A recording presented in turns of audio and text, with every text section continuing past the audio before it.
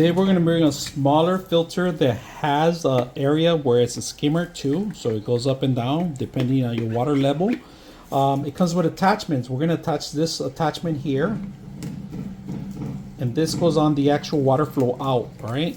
But they give you suction cups or on the side of the actual hanging out. Or so we're just gonna hang it out, and look at this for airflow. So let's put it together and see how it works. They give you extra attachments, all the necessary things. This one right here is actually for the glass.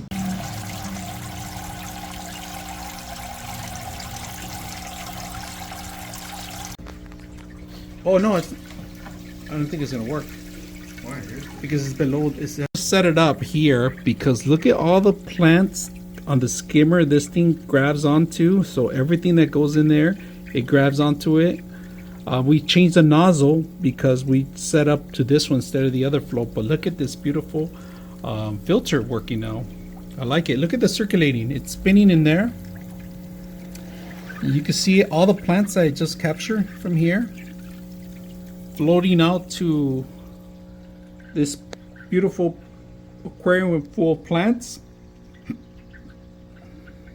It's gonna keep them well maintenance, and then flowing the water. This is a plus, flowing the water. Keep it circulating all around, all right? So look at all those plants are gathering, all the trash is gathering. Everything's coming through here. You could just grab it on and throw it away.